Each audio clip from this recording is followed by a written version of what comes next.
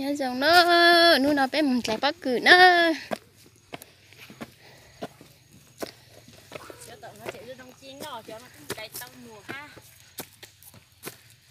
bé mình theo bắt cử nó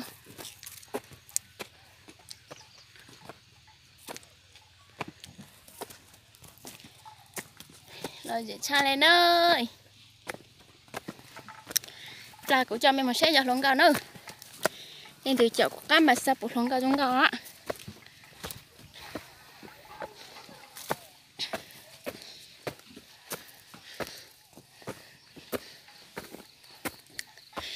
sang tạt tà ít chỉ vậy bác cứ đó muốn ra kế treo đó sang chẳng lên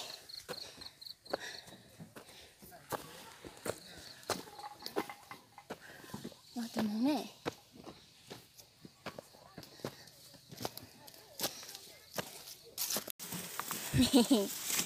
nhớ rồi à sang tạt tà ra trên chết tỏi tàu đi à chẳng một móc rồi nhớ rồi luôn cậu chết tỏi thôi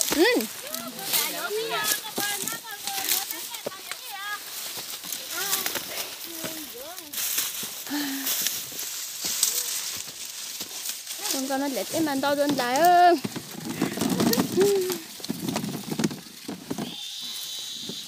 lúc bắt hướng con để thua chứ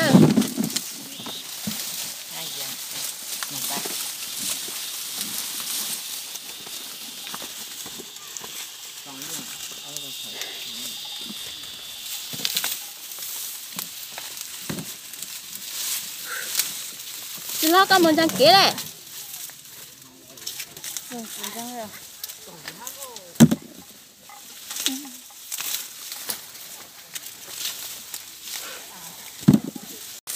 trên đại tạ nữa để thằng thằng của rất làm tên đúng nữa cứ chập lại đi lót đánh xài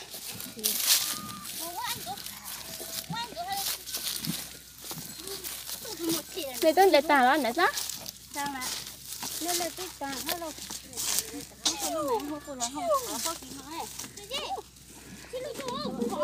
nhá rau thằng cạo tao mua tụi số à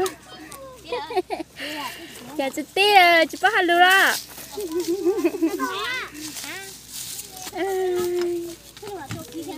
làm gì có này để cha nữa nên đó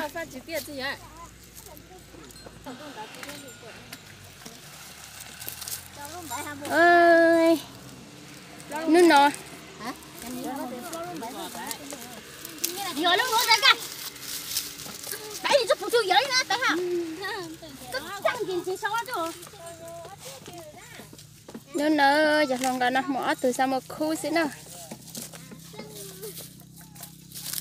nè căng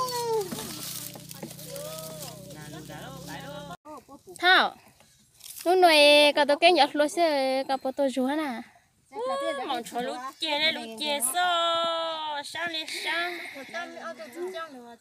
nên nó ia từ nền lầu nó cái chợ rồi tôi cái nhặt lòng cao lòng chào xí nữa tao hôm mà ô dễ ô lúc ta ba nó nhặt lòng cao xí nữa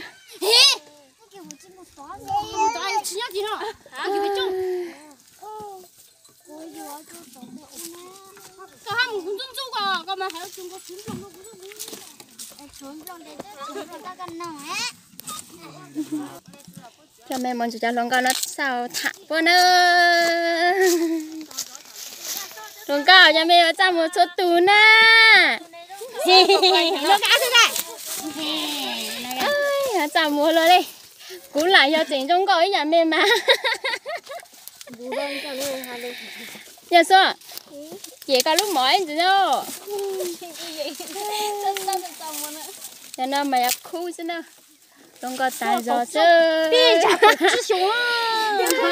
cho nó mày cổ chứ khi nát còn nát đi à từ nó mày cổ chứ và cho nó mà biết giò cho biết chỉ còn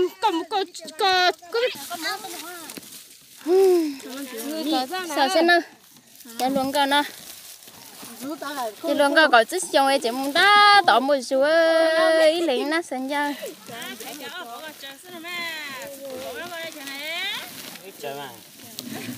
Bảo cô chị hãy lù lù lên hết cả.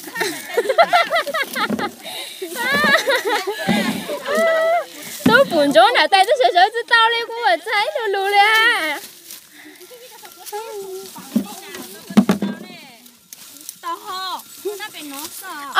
Tụi mới đi, mua chút chỗ.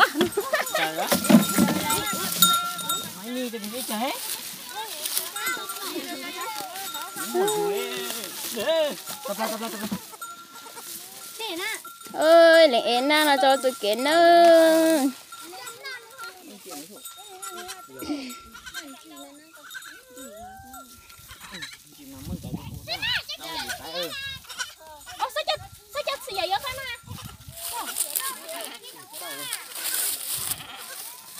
Bên giờ tạm tao cha lên nữa. Cái này chờ tù này họ đúng không? Tù.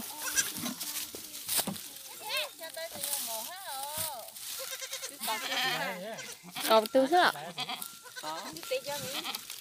Nằm ra chưa? Não chưa?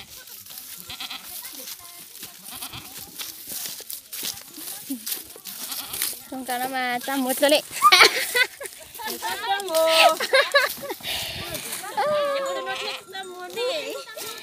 Như tôi một tù mà. Như chăm một là lên, chăm một là lên xin nào.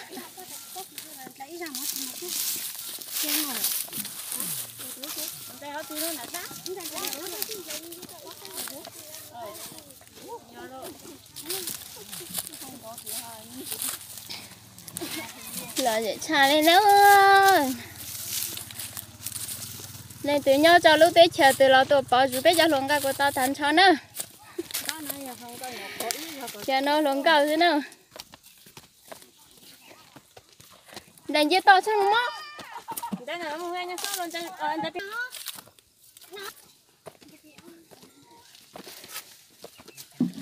Bên này tại anh chủ nó.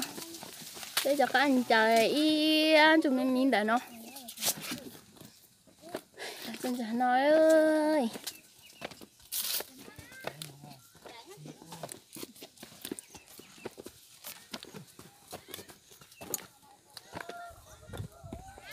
Đây là nó muốn sao? Đây là có lúa sao nhà sao? Nhà sao? Lên đợi con lục sư hả lên nó. Đây có lúa sao?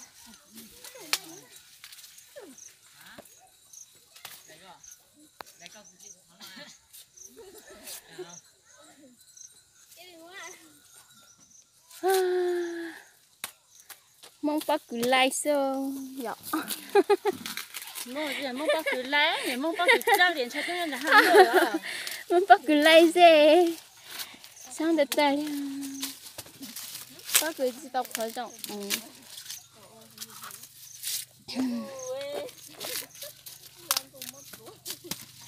Mình chỉ nhớ tí tao biết bỏ rùa. Cái Biết tiền nó chỗ nó là ló dễ tôn từ đây à. có tha luôn rồi đó. Chứ không có là ta luôn con nuôi đó.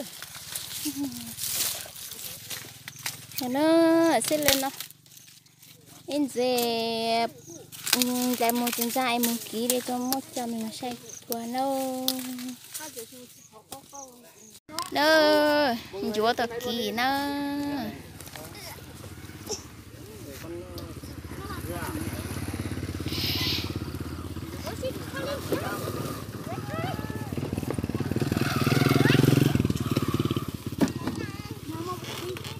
Tao nó chỗ lúc xe tôi bố ta cho bố thật ta nữa.